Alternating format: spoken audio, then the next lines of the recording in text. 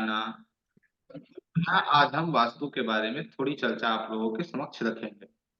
वो चर्चा क्या जी है, आइए उसके बारे में जानते हैं। सबसे पहले जी अंधकासुर की एक कथा है, उसे हम लोग थोड़ा आज जी समझ लेते हैं। अंधकासुर कौन थे, या अंधकासुर एक राक्षस है। और अंधकासुर भीषण अर्थात बहुत शक्तिशाली राक्षस है, राक्षस था। और उस राक्षस को कोई देवता परास्त नहीं कर पा रहे थे, कोई भी देवता जो है वो परास्त नहीं कर पा रहे थे। जब भी परास्त करने के लिए उससे आगे बढ़ रहे थे, वो किसी ने सभी देवताओं को परास्त कर दे रहा था, अर्थात सभी देवताओं को हरा दे रहा था। तो इस स्थिति में सभी ने याद किया भगवान शिव को। भगवान शिव जी आप आइए और इस देवता का संहार कीजिए, क्योंकि पालनहार तो भगवान, पालनहार जो है वो भगवान विष्णु हैं। क्रिएटर जो हैं वो स्वयं भगवान ब्रह्म हैं। ब्रह्मा। संहार कारक जो हैं हमारे जीवन के अंतर्गत, वो होते हैं भगवान शिव। तो शिव को शिव। सबने याद किया कि भाई भगवान शिव आप चले आइए, और आप आकर आप कुछ ऐसी चीजें कीजिए जिससे ये जो असुर है अंधकासुर, उसका अंत हो जाए। जैसे देवासुर संग्राम एक बार हुआ था, आप कहीं कहीं इसे पढ़ेंगे देवासुर संग्राम को। तो ये जो संग्राम चला, इस संग्राम में शिव और अंधकासुर दोनों एक दूसरे से बहुत, है तो बहुत सालों तक इनका युद्ध युद्ध कर। चलते रहा। अब ये युद्ध चलने के कारण इन दोनों के पसीने जो जमीन पे गिरे, उससे एक देवता का निर्माण हुआ। वो देवता वास्तु हैं, अर्थात शिव और अंधकासुर के पसीने से वास्तु का निर्माण हुआ। अब यह जो वास्तु है वो जैसे ही पृथ्वी पे आया, अर्थात इन दोनों के पसीने से जैसे ही ये आता है, अपने आप को बढ़ाने लगता है, या बढ़ते चला जाता है, बढ़ते चला जाता है, इतना बड़ा होता है कि कुछ कहना ही नहीं है। अब शिव को लगता है, देवताओं को लगता है कि यह जो है वास्तु वो अंधकासुर के तरफ से है। अंधकासुर को लगता है कि ये देवताओं की तरफ से है। तो पुनः यह वास्तु जो है वो आता है भगवान शिव के पास, और ये बोलते हैं कि भाई आपकी कृपा से तो हमारी तो उत्पत्ति हो गई, अब आगे मेरे लिए क्या आज्ञा है। और इतने बड़े हैं, मुझे भूख भी लगी है, मुझे कुछ खाने को भी चाहिए। भगवान तो हाँ बड़े भंडारी हैं, बोल दिया ठीक है, तुमको जो खाना है खा लो, जाओ, तुम मेरे ही तरफ से हो तो फिर क्या करना है। अब जैसे ही उन्होंने कह दिया खाने को, अब वो वास्तु लगे ब्रह्मांड को खाने। अब आपकी कोई चीज हो और उसे कोई अपने पेट में डाल रहा है, तो आपको तो थोड़ी तकलीफ होगी ना भाई, कि ऐसा क्यों हो कर रहा है। तो ब्रह्मा को तकलीफ हुई, हाँ उन्हें तकलीफ हुई कि भाई इस संसार को मैंने इतने यत्न से, इतने परिश्रम से बनाया, और इस संसार को वास्तु तो 2 मिनट में खा जाएगा, इतना बड़ा है ये। तो क्या किया जाए। तो ब्रह्मा जी जाते हैं वास्तु के पास, और वास्तु से कहते हैं कि भाई ऐसा तुम करोगे तो पूरी सृष्टि ही खा जाओगे। तो वास्तु कहता है ठीक है, तो मेरे लिए क्या आज्ञा है। भगवान ब्रह्मा कहते हैं एक काम करो, तुम अपने सर को, जिसे हम लोग कहते हैं औंधे मुंह लेटना, सर को नीचे करके तुम उल्टे लेट जाओ। वो जैसे ही लेटता है, सभी देवता उस पर कंट्रोल रख पाने के लिए, अर्थात उसे रोकने के लिए, सभी देवता उसके ऊपर चढ़ जाते हैं, वास्तु के ऊपर। और वास्तु के ऊपर जो सभी देवता बैठते हैं ना, उसी से 45 देवताओं का निर्माण होता है। इसमें 45 के 45 देवता नहीं है, इसमें 33 देवता हैं और 12 असुर हैं। 12 असुर हैं और 33 देवता हैं। अब असुर को भी लगा कि भाई शिव के तरफ से है तो हम बैठ जाते हैं, इस पे कंट्रोल हो जाएगा। देवताओं को लगा कि भाई अंधकासुर के तरफ से है तो हम इसे अपने कंट्रोल में करते हैं। तो इस कारण से सभी लोग वास्तु के ऊपर चढ़कर बैठ जाते हैं। पुनः इसके बाद फिर पुनः वास्तु कहता है कि भाई अब तो आप लोग सब मुझे अपने केंद्र में ले लिए हैं, मुझे नियंत्रित कर लिए हैं, तो मेरा क्या होगा। ब्रह्मा जी कहते हैं ठीक है, तुम्हें देवताओं के माध्यम से, ध्यान दीजिएगा, देवताओं के माध्यम से तुम्हें भोजन की वस्तुएं दी जाएंगी। ठीक है, तो वही जो देवता हैं 45, 12 असुर, 33 देवता, उनसे संबंधित कुछ कुछ चीजें हम देते हैं वास्तु पुरुष को, जिससे हमारे जीवन में वास्तु क्या करता है, कल्याण करता है, हमारे जीवन को सुखमय बनाता है। यह वास्तु कैसे लेटा है वो आप लोगों को मैंने पहले ही बताया है। इसका उत्तर पूर्व की ओर सिर है और दक्षिण पश्चिम में पैर है, अर्थात उत्तर पूर्व में सिखी देवता के पास इसका सिर है और दक्षिण पश्चिम में पितृ देवता के पास इसका पैर है। और इसके जो हाथ हैं, इसके जो हाथ हैं, मैं आपको एक चित्र दिखाऊंगा कैसे लेटा है, मैंने पहले आपको भी दिखाया भी है। इसके जो हाथ है ना, वो ऐसा लेटा है, ठीक है। तो इसके हाथ पे, पैर पे जितने भी देवता बैठे हैं, तो आप देखेंगे कि यदि आपके घर में जो जो दिशाएं आ रही हैं, जो वास्तु पुरुष के शरीर के ऊपर हैं, जैसे नॉर्थ ईस्ट सर है वास्तु का, साउथ वेस्ट पैर है वास्तु का, वैसे ही जो जो जो जो दिशाएं आपको मिल रही हैं, उस जहां जहां वास्तु देवता के शरीर आ रहे हैं, यदि वो किसी प्रकार आपके वास्तु के अंतर्गत इफ्लेक्टेड हो, पीड़ित अवस्था में हो, तो यह देखा जाएगा कि आपके जीवन में, आपके खुद के शरीर में उस स्थान पे पीड़ा मिलेगी जहां आपने वास्तु पुरुष के शरीर में पीड़ा दे रखी है, कष्ट आपने दे रखा है। ठीक है, जब हम घर का निर्माण करते हैं, तो घर का निर्माण करते हैं तो सबसे पहले हम नींव डालते हैं। तो जैसे ही हम नींव डालते हैं तो भगवान ब्रह्मा एक्टिव हो जाते हैं। ब्रह्मा बीच में है, ब्रह्मा स्वयं क्या है, सेंटर में है। उनके कितने भाग हैं, 9 भाग उन्होंने ले रखा है। 81 में से कितने भाग उन्होंने ले रखा है, 9 भाग उन्होंने ले रखा है। तो जैसे ही हम नींव डालते हैं, नींव पत्थर को लगाते हैं, तो वैसे ही क्या होता है, ब्रह्मा की जो एनर्जी है वो एक्टिव हो जाती है। जब घर को हम 4 फीट ऊपर ले जाते हैं, तो ब्रह्मा के जो 4 मुख हैं, जो 4 मुख पे 4 देवता विराजमान हैं, उदर, अरेमा, विवस्वान, मित्ता, ये जो 4 देवता विराजमान हैं, ये सभी क्या होता है, एक्टिव हो जाते हैं 4 फीट ऊपर जाने के बाद।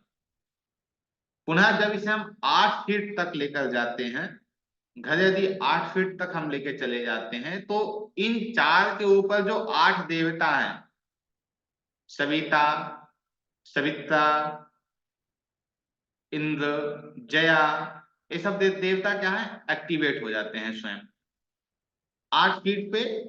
जो इन 4 के ऊपर जो 8 देवता है वो एक्टिव होते हैं, 4 फीट पे ये 4 देवता एक्टिव होते हैं। जब हम नींव डालते हैं तो स्वयं ब्रह्मा एक्टिव हो जाते हैं। जब नींव आप डालते हैं तो उसमें प्रयास कीजिएगा, जब नींव डाला जाए या फिर जब आप घर का निर्माण प्रारंभ कर रहे हो, तो जो हाँ, जहाँ ब्रह्मा का स्थान है, जहाँ सेंटर है, वहां पे कच्चा दूध, हल्दी, गंगा जल, इन सबको मिलाकर छिड़काव करना चाहिए। ठीक है, उससे क्या होती है, व्यक्ति की इच्छा जल्दी पूरी होती है और वह जितना जल्दी हो सके घर का निर्माण कर पाता है। जब हम घर की छत को डाल देते हैं, जो ऊपर रूफ है उसे हम डाल देते हैं, तो सभी जो बाहर की ओर जो 32 देवता हैं, जब आप इंट्रेंस की हम बात करते हैं, तो आप बाहर में देखेंगे कि बाहर में ऐसे चारों तरफ से एक बना है जिसमें 32 के 32 देवता विराजमान है। 1 मिनट मैं आपको एक कर दे रहा हूं।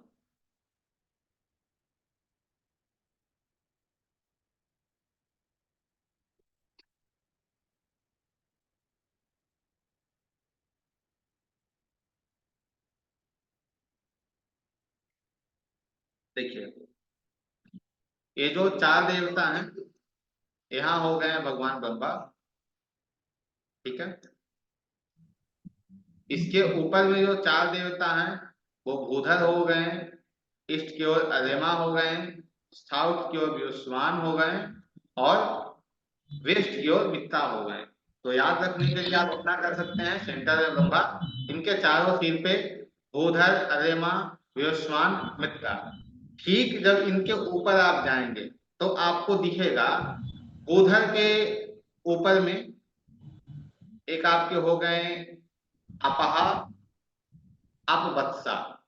ठीक है, पुनः अर्यमा के पास जाइए तो एक सविता, एक सवित्रा, एक सविता हो गए, एक यहाँ सवित्रा हो गए। पुनः जब हम यहाँ जाते हैं तो यहाँ भी हमें दो देवता मिलते हैं। वो देवता कौन कौन से हैं? एक जया है, एक इंद्रा है। ऊपर जब इधर हम जाते हैं उधर के पास में वेस्ट डायरेक्शन में, तो यहाँ हमें दो देवता मिलते हैं, एक राजक्षमा मिलते हैं और दूसरा रुद्र मिलते हैं। ये 8 देवता ठीक ऊपर में विराजमान है। सबसे अंदर ब्रह्मा, ब्रह्मा से ऊपर में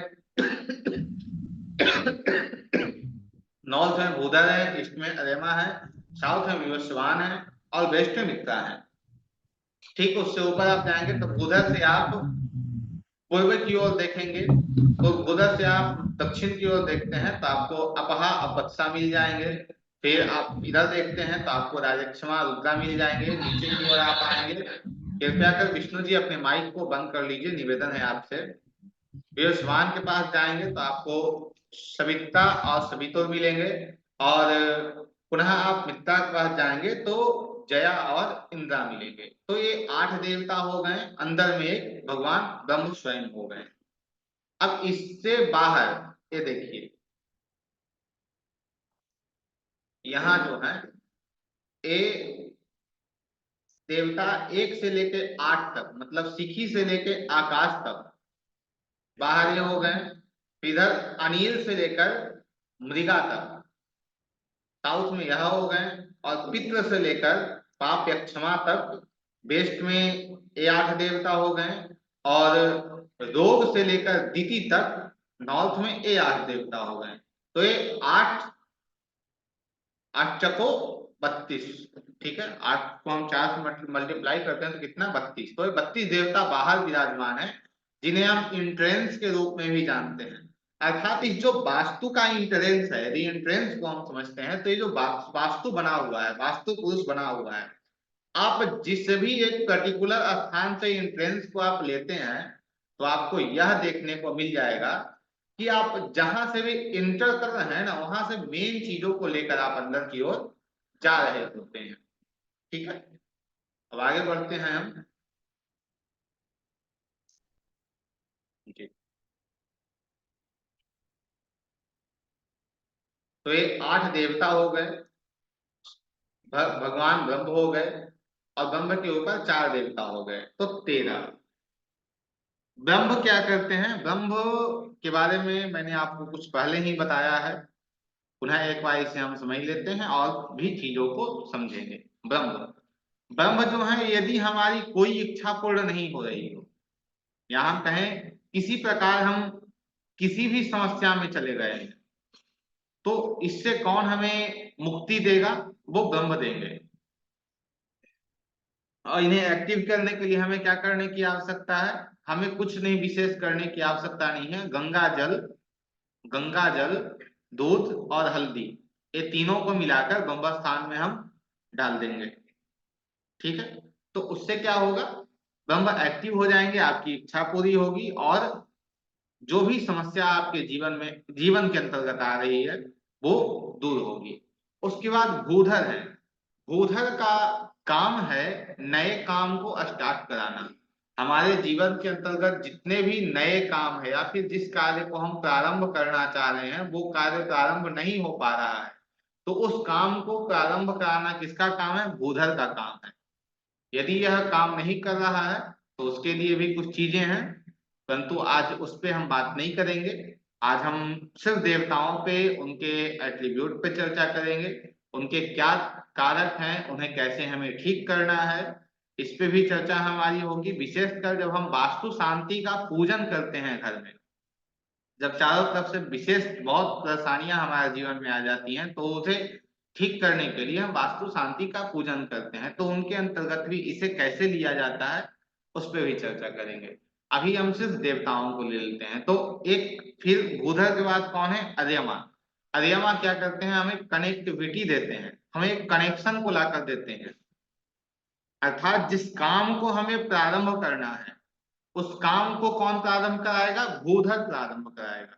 और उस भूधर को एक कनेक्शन लाकर कौन देगा, अर्थात उस भूधर को काम करने की शक्ति, कनेक्टिविटी कौन लाकर देगा, अधेमा लाकर देगा।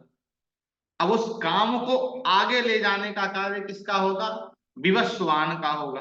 विवस्वान क्या करेंगे, आप जिस काम को किए हैं अर्थात जिस कनेक्शन को आप बनाकर कार्य को आगे बढ़ाएं, उस काम को और आगे तक लेकर जाना काम विवस्वान का रहेगा।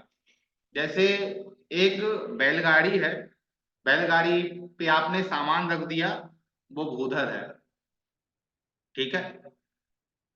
अरे अरेमा क्या करेगा कि उस बैलगाड़ी को एक्टिव कर देगा।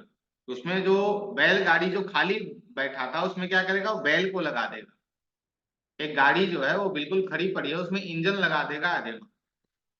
अब उस इंजन को कौन चलाएगा, उसमें पेट्रोल डीजल जो फ्यूल है वो कौन डालेगा, वो विवस्वान डालेगा, उसे आगे लेके चला जाएगा।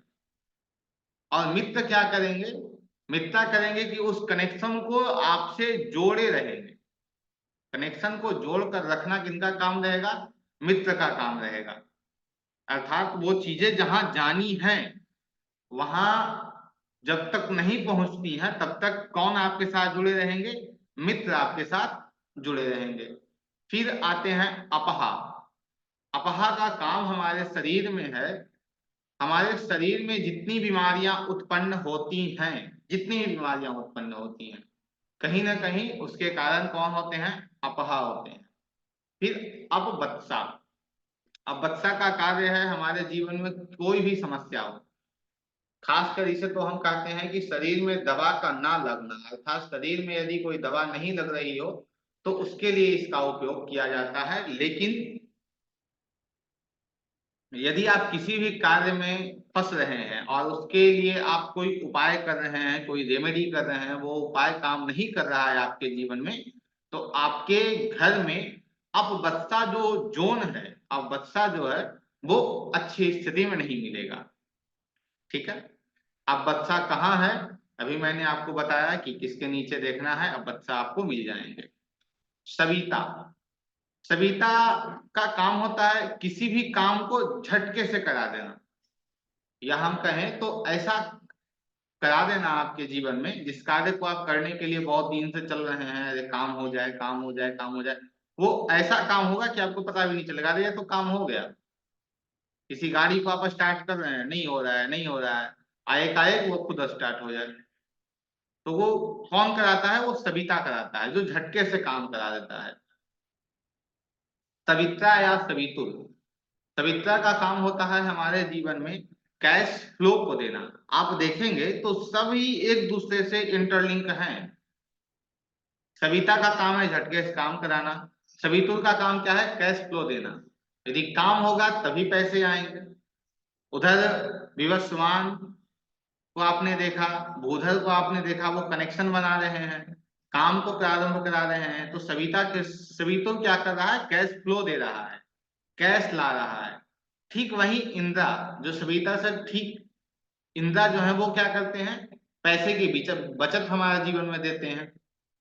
पैसे की बचत यदि नहीं हो रही है, पैसे हमारे पास रुक नहीं रहे हैं, तो आपके जीवन में कहीं ना कहीं वास्तु में इंद्रा जो है वो इफ्लेक्टेड है, पीड़ित अवस्था में है। इंद्रा को आपने क्या किया, डिस्टर्ब कर दिया है।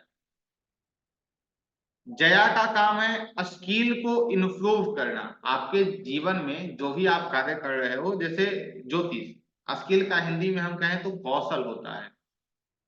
कौशल अर्थात हमारे अंदर क्या एक स्किल है जिसपे हम काम कर सकते हैं, ठीक है। तो आपके स्किल को क्या करता है, इम्प्रूव करता है, लोगों तक पहुंचाता है।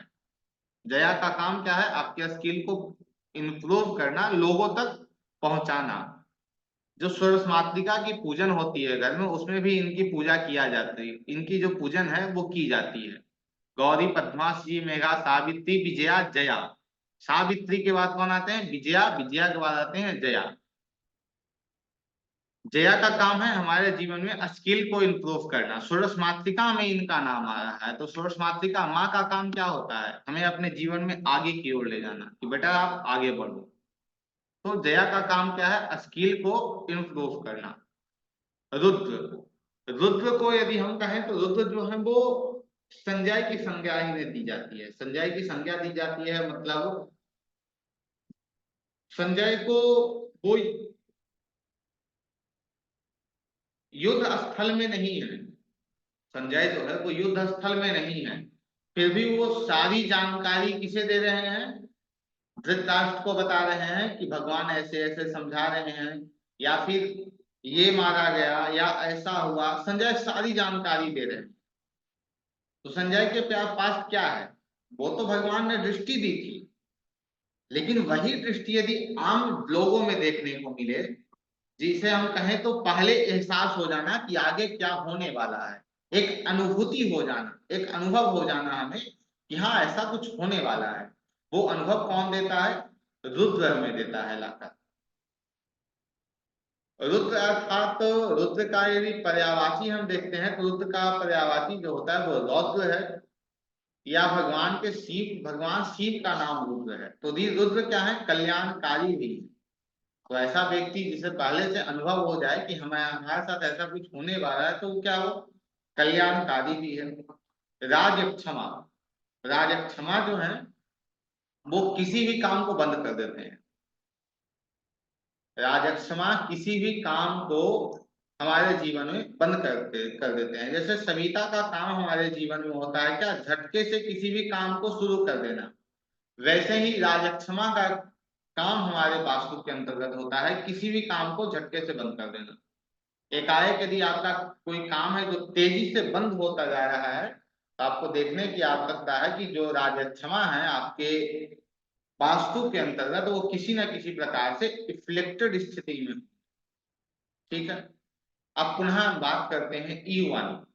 जैसे जो 32 दिशा देवता हैं, या फिर हम जो कहें जो 32 इंट्रेंस हैं, द्वार हैं, वो कैसे हमारे जीवन में काम करते हैं इस पे मैंने बात की आप लोगों से, लेकिन यह प्रमुख रूप से कैसे काम करेंगे, इनके देवता कैसे काम करते हैं, उस पर भी हम चर्चा करेंगे। E1 जो है वो सिखी है। सिखी अर्थात जो हम लोग अपना सिखा रखते हैं वो सिखी है। और सिखी को यदि हम डिफाइन करें तो ऊर्ध्वकेशी विरूपाक्षी मां शोणित भोज ने तिष्ट देवी शिखा मध्य चामुंडे चापराजित। अर्थात यह जो शिखा है जो हमारे मस्तक के ऊपर होता है, उससे सिखी की संज्ञा दी गई है, चामुंडा चापराजित। चामुंडा किनका नाम है, आप लोगों को पता है, बताइए, चामुंडा किनका नाम है। माता दुर्गा का। माता दुर्गा का नाम है। क्यों दिया गया माता दुर्गा को चामुंडा का नाम। इसके बारे में तो अब ज्यादा जानकारी नहीं है। विष्णु तिवारी जी बताइए क्यों दिया गया माँ दुर्गा को चामुंडा का नाम।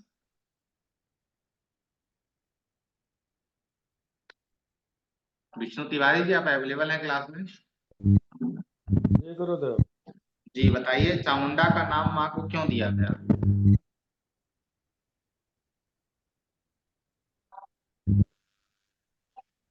मैं बता सकता हूँ।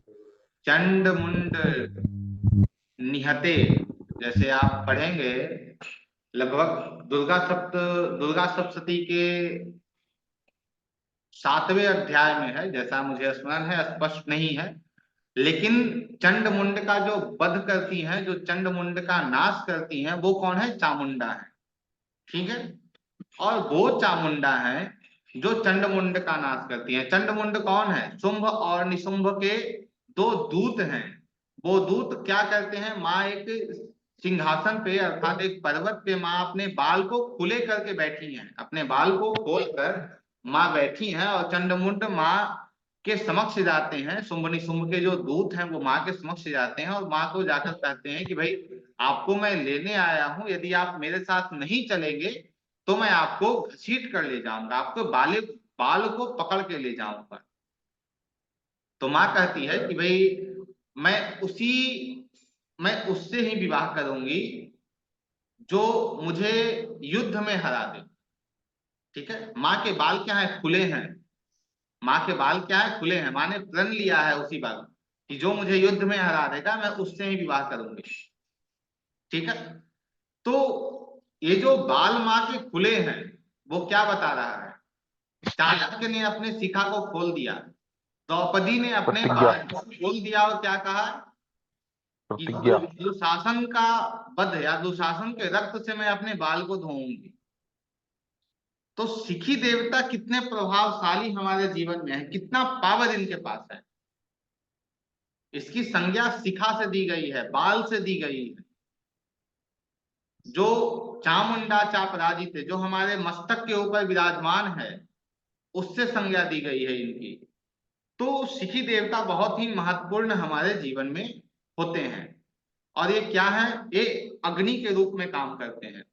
जैसे द्रौपदी का जो क्रोध था वो दुशासन को क्या किया, अंतिम क्षण तक लेकर चला गया। चाणक्य ने क्या किया, आप सभी को पता है। मां चामुंडा ने क्या किया, शुंभ निशुंभ का संहार किया और साथ ही चंड मुंड का संहार किया, जिसके कारण उनका नाम चामुंडा हुआ, चंडमुंड विनाशिनी। पुनः बढ़ते हैं हम E2। यदि E1 किसी का एंट्रेंस है तो बहुत अच्छा है, ठीक है, बहुत अच्छा एंट्रेंस है। लेकिन यह जो एंट्रेंस है वो एक तरीके से अच्छा भी है, लेकिन एक तरीके से बुरा भी है। यदि आप धर्म के साथ हो, जैसे हम 9th भाव में कल बुद्ध की बात कर रहे थे, वैसे ही यदि आप धर्म के साथ हो, धर्म संगत आप हो, तो E1 यदि आपका एंट्रेंस है तो आपके लिए बहुत अच्छा है। यदि आप धर्म के साथ नहीं हो, धर्म को छोड़ दिए हुआ, तो E1 आपके लिए वो अग्नि है जो आपको जला देगी। अर्थात यह अग्नि का दुर्घटना भी आपके जीवन में देगा, लेकिन इसे भी हम यूटिलाइजेशन से लेंगे, ठीक है। E2 E2 जो है वो क्या कर रहा है? E2 के जो देवता है वो प्रजन्या है। E2 के जो देवता है वो क्या है? प्रजन्या है। प्रजन्या का कार्य होता है वो खर्चे को बढ़ा देता है। खर्चे जो हैं वो प्रजन्या हमारे जीवन में अत्यधिक बढ़ा देते हैं। यदि E2 का आपका एंट्रेंस है तो क्या करेगा? खर्चे को बढ़ा देगा। लेकिन ध्यान दें, ये सिर्फ मैं एंट्रेंस पे बात नहीं कर रहा हूं। यदि आपका सिकी अर्थात E1 आपका खराब है, E1 पीड़ित अवस्था में है, तो अग्नि की दुर्घटना हो सकती है। सिकी के लिए क्या उपाय है? एक घी का दीपक वहां जला दीजिए। सिकी यदि आपका इफ्लेक्टेड है तो एक घी का दीपक वहां आप जला दीजिए। और भी बहुत सारे उपाय हैं, बहुत सारे रेमेडी है, उस पर भी हम चर्चा करेंगे। प्रजन्या यदि E2 का आपका इंफ्लुएंस हो रहा है या फिर खर्चे आपके बढ़ गए हैं, तो आपको किसे देखने की आवश्यकता है? प्रजन्या को देखने की आवश्यकता है, वहां से समस्या आ रहा है। E3 E3 के जो देवता हैं वो जयंत हैं। जयंत के बारे में मैंने पिछली कक्षा में आपको बताया था। जयंत जो है वो प्रॉफिट को देते हैं और पैसे को देते हैं। प्रॉफिट भी वो दे रहे हैं हमारे जीवन में और साथ ही वो पैसे को भी दे रहे हैं। यदि प्रॉफिट नहीं मिल रहा है, पैसे नहीं मिल रहे हैं, तो किसे आपको देखने की आवश्यकता है? जयंत को देखने की आवश्यकता है। जब आप एस्ट्रो वास्तु के अंतर्गत जाएंगे तो एस्ट्रो वास्तु में आप एकदम पिन पॉइंट पहुंच जाएंगे कि हाँ ये देवता समस्या कर रहे हैं और इसके उपचार यह है, इस उपचार करने से आपकी चीजें ठीक हो जाएंगी, ठीक है। यदि E3 का आपका एंट्रेंस है तो प्रॉफिट के लिए, आपके पैसे के लिए अच्छा है। यदि किसी प्रकार जयंत को आपने पीड़ित कर रखा है, एंटी एलिमेंट आपने वहां रखा है, तो जयंत आपका पीड़ित होगा, जिसके कारण आपको प्रॉफिट में और पैसे में समस्या देखने को मिलेगी। E4 में जो देवता होते हैं वो महेंद्र है। E4 में जो देवता है वो महेंद्र है। महेंद्र का काम है नेम फेम देना। नेम देना, फेम देना, हमारे जीवन में स्टेटस ला कर देना। ध्यान देंगे तो आपको यह देखने को मिलेगा, इष्ट दिशा किसकी होती है? सूर्य की होती है। तो जो चीजें आप E1 E2 E3 E4 में देवताओं से आप पढ़ रहे हो, समझ रहे हो, तो आपको कहीं ना कहीं वो सूर्य से इंटरलिंक होते हुए दिखेगा। E4 क्या है? नेम है, फेम है, स्टेटस है। इनके जो देवता है वो कौन है? महेंद्र है। E4 आपका एंट्रेंस बहुत अच्छा है, जैसा मैंने बताया। E3 E4 एंट्रेंस अच्छा माना जाता है। E5 को हम भी अच्छा मानकर चलते हैं। लेकिन E4 क्या है? महेंद्र है। यदि नेम फेम स्टेटस आपको नहीं मिल पा रहा है तो एंट्रेंस वहां है या नहीं है? वहां पे एक वर्चुअल एंट्रेंस होता है, उसे भी आप खोल सकते हो। वर्चुअल इंश्योरेंस कैसे खोला जाता है, क्या है, उस पर भी हम चर्चा करेंगे आने वाले कक्षा में। तो अब महेंद्र को ट्रीट करके, महेंद्र का उपाय करके नेम फेम स्टेटस अपने जीवन के अंतर्गत आप ला सकते हैं। E5, E5 का एंट्रेंस या फिर कहें E5 को जो देवता है वो कौन है बताइए। E5 के देवता कौन है राहुल जी? देवता याद के नहीं है बारे सर, बोला ना। में मैंने पहले, जी सर। देवता के बारे में मैंने पहले बात की थी ना। जी सर, याद नहीं है सर, बोला ना अभी। चलिए, E5 में जो देवता आते हैं वो सूर्य आते हैं। तो अभी जिस सूर्य की सूर्य। हम बात कर रहे थे कि ईस्ट डायरेक्शन के जो देवता होते हैं वो सूर्य होते हैं। तो E5 के देवता कौन है? सूर्य है। सूर्य क्या है? मान है, यश है, लेकिन वो क्रोध भी है, अभिमान भी है।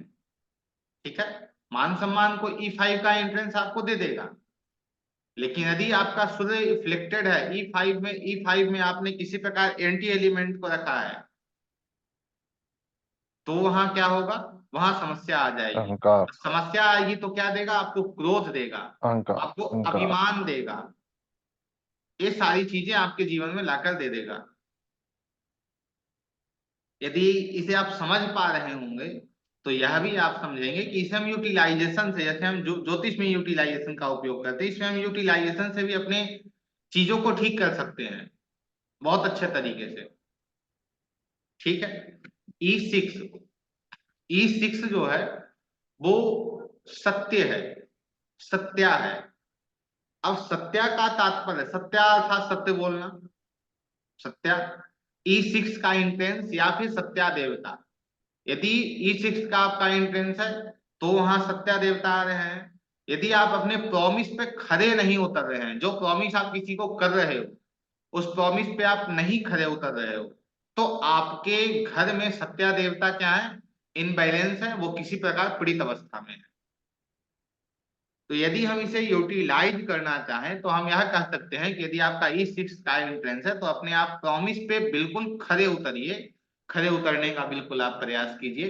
तो उससे क्या होगा? सत्या का जो E6 का जो एंट्रेंस है या जो सत्या पीड़ित अवस्था में, वो क्या हो जाएगा? यूटिलाइज हो जाएगा, अच्छे परिणाम देना प्रारंभ कर देगा। क्योंकि ये क्या है? सत्य है ना। अब इन्हें सत्य चाहिए। अब इन्हें यदि आप झूठ देंगे तो झूठ तो इन्हें भाई लगेगा नहीं।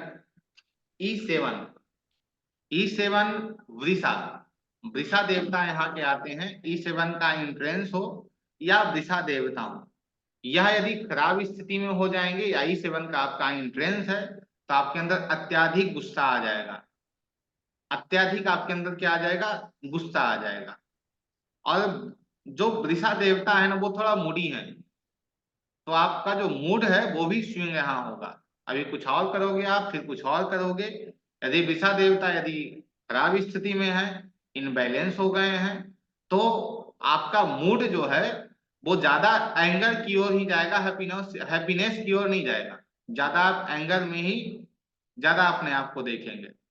E7 यदि इंट्रेंस है तो भी यह देखा जाएगा। कैसे ट्रीट करना है टेप से वो आपको पता है।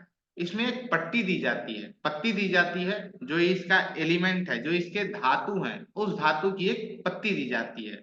वो धातु ही मैंने आप लोगों को बताया है। और वो जो पत्ती दी जाती है ना वो खड़ी देनी चाहिए, ऐसे नहीं देना है, वो खड़ा करके डालना है। 1 इंच की पत्ती होती है, खड़ी डालनी होती है उसे भी गेट में आप लगा देंगे, अर्थात जो आपका द्वार है वहां लगा देंगे, तो भी यह अच्छा हो जाएगा, अपने परिणाम अच्छे देने लगेगा। E8, E8 के देवता आकाश हैं। E8 के कौन देवता हैं? आकाश हैं। E8 के बारे में मैंने आपको बताया था कि E8 और S1 दोनों आधा आधा, E8 का आधा किसका है? S1 का है। ठीक है, यहाँ पे E8 और S1 मिल रहे होते हैं। आकाश देवता यदि आपके घर में खराब स्थिति है उसकी, या फिर वो किसी प्रकार इफ्लेक्टेड है, तो क्या करेंगे? एक्सीडेंट को आपके जीवन में देंगे। कैसे एक्सीडेंट देंगे? चोरी देंगे और अग्नि संबंधित भी समस्या आपके जीवन में वो लाकर देंगे। तो यदि E8 का इंट्रेंस है तो उसे ठीक नहीं माना जाता है। यदि आकाश जो देवता हैं E8 के ठीक सामने, ये जो चीजें मैं आपको बता रहा हूं ना, तो उससे क्या होगा कि आप बहुत अच्छे से समझ पाएंगे कि कौन से देवता कहाँ पे हैं शक्ति चक्र को लगाकर, बहुत अच्छे से आप समझ पाएंगे। तो E8 के जो देवता हैं वो आकाश हैं, और आकाश क्या कर रहे होते हैं, वो चोरी भी दे रहे हैं, एक्सीडेंट भी दे रहे हैं, अग्नि संबंधित दुर्घटनाएं भी हमारे जीवन में दे रहे हैं, जो उचित नहीं माना जाता है।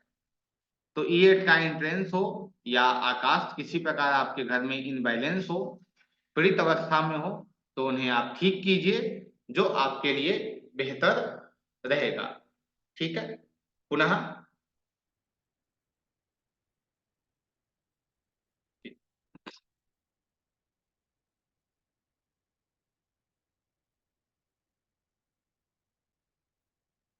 ये आप देख रहे होंगे आपके समक्ष, नहीं एक मिनट मैं आपको एक कर रहा हूँ।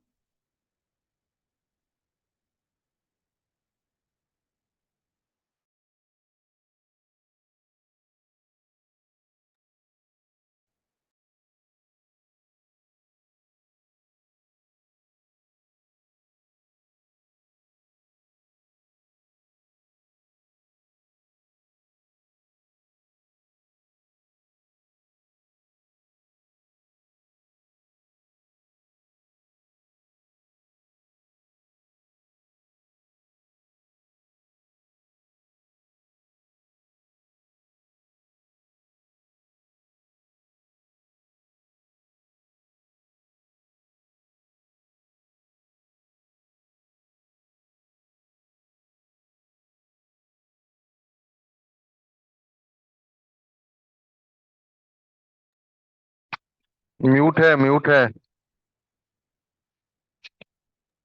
ठीक है, नॉर्थ ईस्ट में जो देवता है E1 में आप नीचे देख पाएंगे कौन देवता है, वो आपको मिल जाएगा शक्ति चक्र से। E2 में कौन देवता है वो आपको मिल जाएंगे, E3 E4 E5 E6 E7 E8। यहां तक जो देवता हैं E में कितने देवता आ रहे हैं, दो देवता आ रहे हैं। कौन कौन से, जो E2 और E3 के जो देवता हैं वो आपको मिल जाएंगे। यहाँ ईस्ट में कौन आ रहे हैं, E4 और E5 आ रहे हैं। E4 और E5 में ही आपके कौन आते हैं, सूर्य भी आ जाते हैं। E6 E7 कहाँ आ रहे हैं, ईस्ट साउथ ईस्ट आ रहे हैं। तो इससे भी आप रिलेट कर पाएंगे। E8 में कौन आ रहे हैं, E8 कहाँ आ रहा है, साउथ ईस्ट से लग रहा है। तो ऐसे आप इसे देख सकते हैं। ठीक है।